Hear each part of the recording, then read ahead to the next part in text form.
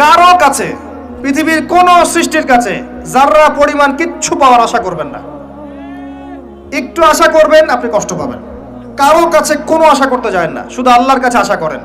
সমস্ত কাজের প্রতিদান আল্লাহর কাছে চান, পরকালে আপনি সুখে থাকবেন ইনশাআল্লাহ। শেষ হাসি আপনি হাসবেন ইনশাআল্লাহ। এছাড়া আমি কোনো সলিউশন দেখি না ভাই। আমি কলিজা থেকে কথাগুলো বললাম আপনাকে, আর যে কথা কলিজা থেকে বের হয় সেই কথা আপনার কলিজার মধ্যে আঘাত করবে ইনশাআল্লাহ।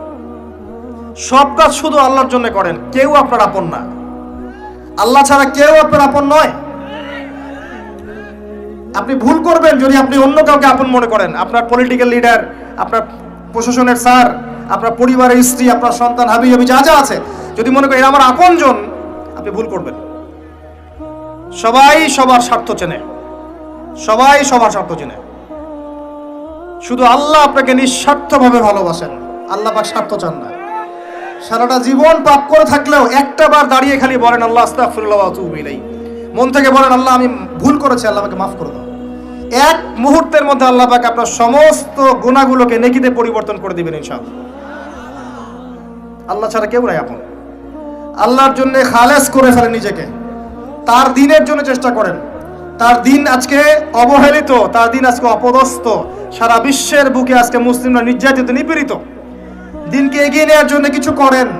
আপনার ক্ষুদ্র ক্ষুদ্র প্রচেষ্টা ইনশাআল্লাহ আগামী দিন ইসলামের বড় বিজয় নিয়ে আসবে। দিনের জন্য খালাস করে ফেলেন নিজেকে। আপনার সময় আছে এখন, জ্ঞান অর্জন করেন, জ্ঞান অর্জন করেন, পড়াশোনা করেন, আলেম ওলামার কাছে গিয়ে ক্লাসিক্যাল বইগুলো পড়েন, প্রজেক্ট রেডি করেন, দাওয়াতি কাজ করেন, বই লিখেন, বক্তব্য দেন, দিনের জন্য করেন। আপনাকে আপনার দুনিয়া আল্লাহ গুছিয়ে দিবে ইনশাআল্লাহ। দুনিয়া আল্লাহ গুছিয়ে দিবে ইনশাআল্লাহ। আপনি দিনের জন্য খালাস করে ফেলেন নিজেকে, আল্লাহর দিনের হয়ে যান। এবং দুনিয়া যে কাজগুলো করবেন শুধু আল্লাহ সন্তুষ্টির জন্য করবেন, কারো কাছে কিচ্ছু পাওয়ার আশা করবেন না। দেখবেন ইনশাআল্লাহ আপনি সুখে থাকবেন। একটা পর্যায়ে গিয়ে নূহ আলাইহিস সালামকে বলতে হয়েছে রব্বি আন্নী মাগলুবুন ফান্তাসির। আল্লাহ 950 বছর দাওয়াত দিলাম, মানুষ কথা শোনে না, মানুষ শোনেই না। 950 বছর দাওয়াত দিলাম, আল্লাহ আমার পরিবারের লোকও কথা শোনে না। আল্লাহ আমি পরাজিত, তুমি আমাকে সাহায্য করো। একটা পর্যায়ে গিয়ে লূত আলাইহিস সালামকেও তার স্ত্রী সন্তান ছেড়ে চলে যেতে হলো। একটা পর্যায়ে গিয়ে ইব্রাহিম আলাইহিস সালামকে তার বাবাকে ছেড়ে চলে যেতে হলো। একটা পর্যায়ে গিয়ে আসহাবুল কাহফকে সমাজ থেকে চলে যেতে হলো দূরে। একটা পর্যায়ে গিয়ে মুহাম্মদ সাল্লাল্লাহু আলাইহি ওয়াসাল্লামকে হিজরত করে চলে যেতে হলো, সাথে কেউ ছিল না। আল্লাহর জন্য ভালোবাসা, আল্লাহর জন্যই বিচ্ছেদ। ইতিহাস তাদেরকে ভুলে যায় নাই। তো একটা পর্যায়ে গিয়ে মানুষ যখন আর পারে না, তখন প্রয়োজনে একা আল্লাহকে নিয়ে থাকতে হয়। এটাই আল্লাহ পাকের মারিফতের সর্বোচ্চ লেভেল। আল্লাহকে নিয়ে থাকেন, ইনশাআল্লাহ আপনি ভালো থাকবেন। রাসূলকে নিয়ে থাকেন, ভালো থাকবেন। তার সুন্নাহকে নিয়ে থাকেন, ভালো থাকবেন। তার দিনকে নিয়ে থাকেন, দিনের জ্ঞান অর্জন করেন, দিনটাকে প্রচার করার চেষ্টা করেন, দিনটাকে প্রতিষ্ঠা করার চেষ্টা করেন। দিন প্রতিষ্ঠা করলে কারো কোনো ক্ষতি হবে না। শৈথিল্যতাবাদী হবেন না, আবার চরমপন্থী হবেন না, জঙ্গি সন্ত্রাসী হয়ে যাবেন না। মধ্যম পন্থায় দিনটাকে নিয়ে গিয়ে যাবেন, মধ্যম পন্থায় এগিয়ে যাবেন, ধীরে ধীরে সবরের সাথে। একটা লেকচারে বলেছিলাম, আমাকে 3টা নসিহত করেছিলেন একজন আলেম। বলেছিলেন প্রথমে জ্ঞান অর্জন করো, 1, 2, তারপরে তুমি ধৈর্য ধরা শিখো, আর 3 সাহসী হও। ভীরু কাপুরুষের জন্য জান্নাত নয়, তিনি বলেছিলেন।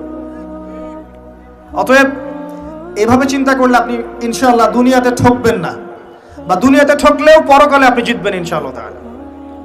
পরকালে আল্লাহ পাক আপনার প্রতিটা কষ্টের প্রতিদান দিবেন ইনশাআল্লাহ আযজা ওয়া জাল। আসুন আমরা সবাই যার যার জায়গা থেকে আল্লাহর হয়ে যাই, আল্লাহর জন্য নিজেকে খালেস করে দিই।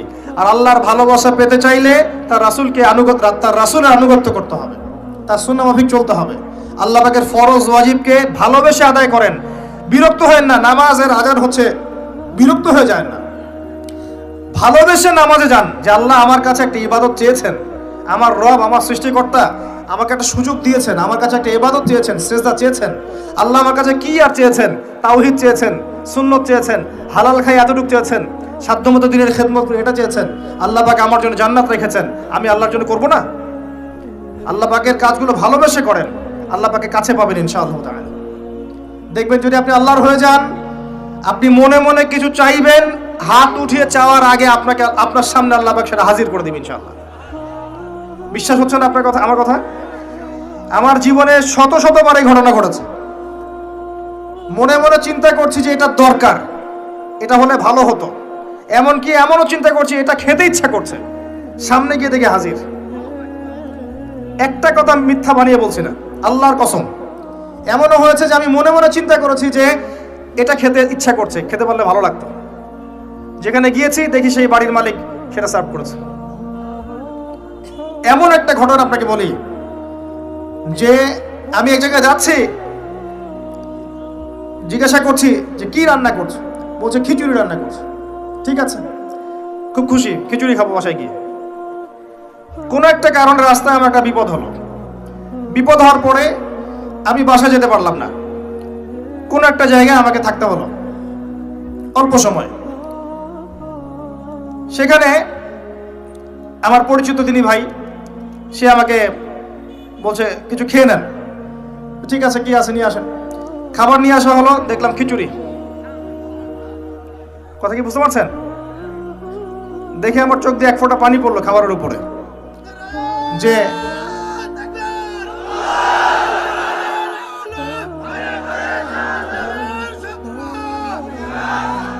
দাঁড়ান, আল্লাহ পাক এতই কাছে, এতই কাছে। যদি আপনি আল্লাহর হয়ে যান, আল্লাহর জন্য খালেস করে ফেলেন নিজেকে, আপনি দেখবেন আপনি যা চাচ্ছেন আল্লাহ পাক আপনার মনের কথা শুনে নেবেন, আপনার সামনে হাজির করে দিবেন ইনশাআল্লাহ।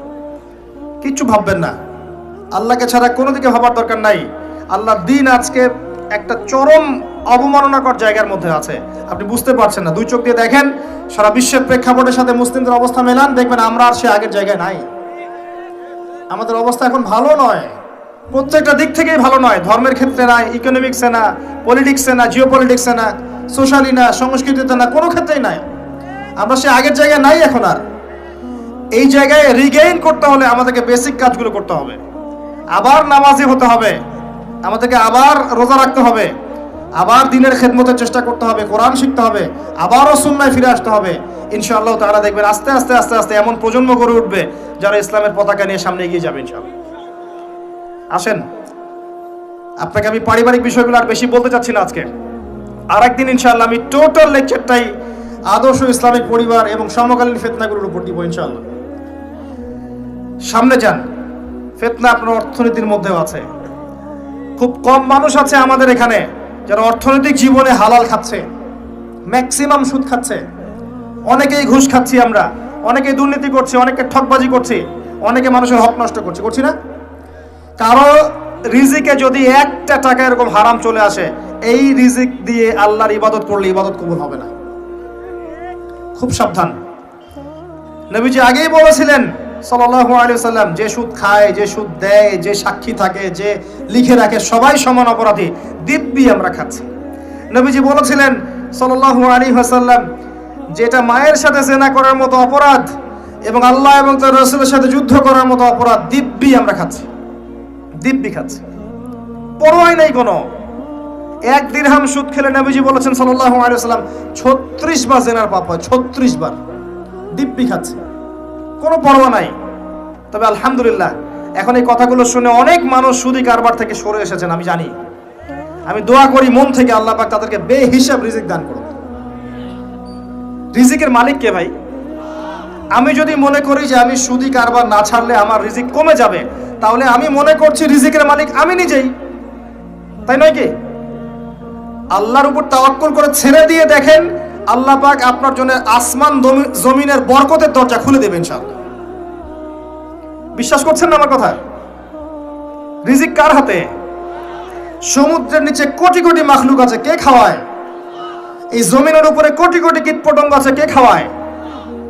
আপনি কি 10টা হাতির দায়িত্ব নিতে পারবেন? এই শত শত হাতিকে কে খাওয়ায়? গবাদি পশুকে কে খাওয়ায়? জীবজন্তুকে কে খাওয়ায়? এই পৃথিবীতে কোনো মানুষ না খেয়ে মারা যেত না যদি তারা আল্লাহর বিধান অনুযায়ী অর্থনৈতিক জীবন পরিচালিত করত। যদি ওরা সুদ না খেত, সুদ খাওয়ার পর রিজিক কমে গেছে, আর তারা যদি যাকাতটা ঠিক মতো দিত, তাহলে দেখতেন দারিদ্রতা বলে কিছু থাকতো না। ধনী গরিব থাকতো, কিন্তু সবাই একটা সাম্যাবস্থায় থাকতো, কেউ একেবারে নিষ্পেষিত হতো না। কারণ যাকাত এবং ব্যবসার মধ্য দিয়ে টাকা পয়সা ঘুরতে থাকে, এক হাত থেকে আরেক হাতে যেতে থাকে।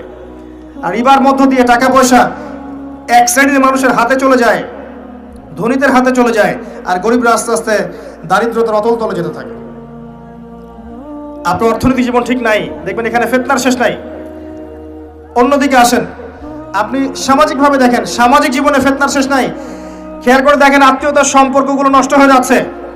খেয়াল করে দেখেন এখন টাকার জন্য সন্তান বাবাকে হত্যা করে, সন্তান মাকে হত্যা করে, ভাই ভাইকে হত্যা করে, বোন বোনকেও হত্যা করছে। প্রতিবেশীর হক আমরা দিতে পারছি না, আত্মীয়তার হক দিতে পারছি না, জমি নিয়ে দ্বন্দ্ব, বাড়ির সীমানা নিয়ে দ্বন্দ্ব, ব্যবসা নিয়ে দ্বন্দ্ব, দ্বন্দ্বের শেষ নাই। এটা সোশ্যাল জীবনে হচ্ছে।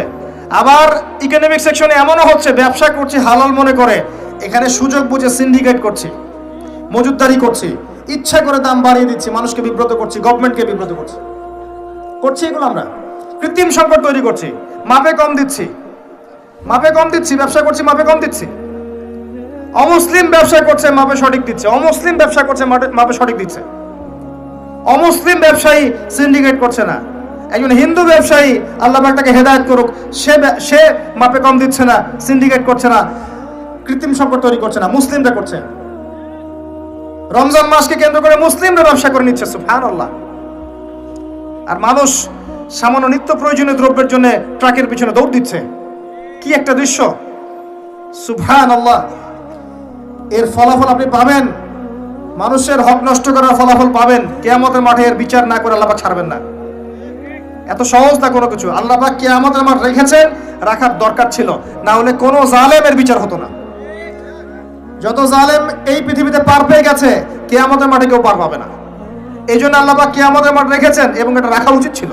আল্লাহ পাক শুধু গফুর রহিম নন, আল্লাহ পাক হচ্ছেন আদেল, ন্যায় বিচারক। আল্লাহ পাকের আদালত আছে। সোশ্যাল লাইফে আরো দেখবেন, যুব সমাজকে তাকাবেন, দেখবেন ম্যাক্সিমাম যুবক এখন মাদকের সাথে সম্পৃক্ত। মাদক বলতে আমি সিগারেটকেও বুঝিয়েছি। কয়টা ছেলে পাবেন স্মোক করে না? এখান থেকে শুরু করে আস্তে আস্তে গাঁজা, ফেন্সিডিল, ইয়াবা পর্যন্ত চলে যায়। ক্যাসিনোতে রাত কাটায়, জুয়া খেলে, দেখবেন আপনি মেয়ে নিয়ে ফুর্তি করছে, জেনা করছে। সমাজের দিকে তাকান, বেশি বেশি জেনা বেড়েছে। পাড়ায় পাড়ায়, মহল্লায় মহল্লায় জেনা, জেনা আর জেনা। বেশি বেশি ধর্ষণ বেড়েছে। ধর্ষণ তো বাড়বেই, কারণ পর্নোগ্রাফি যে আছে, পর্নোগ্রাফি বন্ধ না করতে পারলে ধর্ষণ বন্ধ হবে না। পর্ন ফ্রি অ্যাক্সেস, সবাই মোবাইলের মধ্যে পর্ন দেখতে পারে। যে কেউ বাসায় যাবে, দরজা বন্ধ করবে, রাত্রেবেলা শুয়ে পর্ন দেখবে, যে কেউ পারবে, কেউ বাধা দেওয়ার নাই। আর মনের মধ্যে তো আল্লাহর ভয় নাই, নামাজ রোজা হজ জাকাত তো নাই। পর্ন দেখবে, ভিতর থেকে পশু হয়ে যাবে। তখন একটা মেয়েকে তার কাছে মেয়ে মনে হবে না, গোশতের টুকরা মনে হবে। জি, যে ব্যক্তি পর্ণাসক্ত তার কাছে একটা মেয়েকে মেয়ে মনে হয় না, তার কাছে একটা মেয়েকে সম্মান দেওয়ার মানসিকতা থাকে না। তার কাছে একটা মেয়েকে মনে হয় একটা মাংসের বা গোশতের টুকরা, একে ভোগ করতে হবে, এতটুকু মনে হয়। একটা বাচ্চা মেয়েকে সে আদর করে কোলে নিতে পারবে না, তার কাছে মনে হবে এই মেয়েটাকেও পেলে ধর্ষণ করে ফেলবো। ডে বাই ডে বাচ্চাদের ধর্ষণ বেড়েছে বাংলাদেশের মাটিতে। এটার কারণ পর্নোগ্রাফি। এটা মানুষকে পশু বানিয়ে ফেলেছে। আর কিভাবে বললে আপনারা বুঝবেন? পর্ন বন্ধ না করতে পারলে যুব সমাজের অবক্ষয় ঠেকানো যাবে না। এই পর্নোগ্রাফির কারণে ধর্ষণ বেড়েছে। এর উপরে আরো আছে, এর উপরে মেয়েরা আবার জিন্স গেঞ্জি পরে ঘুরছে, বেহায়াপনার মতো ঘুরছে। রাস্তাঘাটে, অফিসে, শপিং মলে, বিমানবন্দরে, যে কোনো জায়গায় আপনি যান, দেখবেন মেয়েরা নগ্ন হয়ে ঘুরছে। কাপড় পরেও নগ্ন, কাপড় পরেও নগ্ন। এটা ওই নগ্ন বোঝানো হয়নি যে একেবারে কোনো ড্রেসই নাই। নবীজি বলেছেন নিসাউন কাসিয়াতুন আরিয়া, এমন এক শ্রেণী মহিলা আসবে যারা কাপড় পরেও নগ্ন থাকবে। এর ব্যাখ্যা আমাকে করার দরকার নাই আপনার সামনে, আপনি জানেন ভালো করে ব্যাখ্যা কি। কাপড় পরে নগ্ন থাকবে, এগুলো ছড়িয়ে দিচ্ছি, এগুলোকে উস্কিয়েও দিচ্ছি। এবং যখন কেউ পর্দা করতে যাচ্ছে বলছি এ মৌলবাদী হয়ে গেছে, সন্ত্রাসী হয়ে গেছে, এ ব্যাকডেটেড হয়ে গেছে, বোরখা পরে পরীক্ষা দিতে আসছে কেন, নেকাব খোলো, এরকম করছি আমরা ওর সাথে। জি, আবার মেয়ে ছেলে ফ্রি মিক্সিং দিয়ে দিচ্ছি। ছেলে মেয়ে স্কুল লাইফ থেকে শুরু করে একদম জব সেকশন পর্যন্ত প্রতিটা সেকশনে ফ্রি মিক্সিং পর্যন্ত। গায়রে মাহরাম একে অপরের সাথে মিলেমিশে কাজ করবে। এটা হচ্ছে কাঁধে কাঁধ মিলিয়ে সমাজ বিনির্মাণ। সুবহানাল্লাহ, লা ইলাহা ইল্লাল্লাহ, লা হাওলা ওয়ালা কুওয়াতা ইল্লা বিল্লাহ। এতে করে একে পর্নোগ্রাফি, ভিতর থেকে পশু, তার উপর নগ্নতা, তার উপর ফ্রি মিক্সিং, তার উপরে আবার উস্কে দেওয়া হচ্ছে এগুলো কাছে আসার গল্প। তখন আপনি সমাজে ধর্ষণ ঠেকাতে পারবেন? জেনা ঠেকাতে পারবেন? এর ফলে পরিবার ভেঙে যাবে। বাসায় বউ থাকবে, বাইরে মেয়ের সাথে জেনা করবে, বাসায় পুরুষ থাকবে, বাইরে পুরুষের সাথে করবে। এই হলো সামাজিক কাঠামোর অবস্থা। এর উপরে আবার আছে মাদক, এর উপরে আবার আছে আপনার বস্তুবাদী জীবন ব্যবস্থা। সব মিলিয়ে সমাজটার আগের মতো নাই। এটা ইসলামিক সমাজ। আমরা 90% মুসলিমের দেশে বাস করি, এটা ইসলামিক সমাজ। দুই চোখ দিয়ে দেখেন, আমি আপনাকে এক চোখ দিয়ে দেখতে বলছি না। এক চোখ দিয়ে দেখলে মনে হবে সব ঠিক আছে, ভিতর থেকে দেখেন কিচ্ছু ঠিক নাই।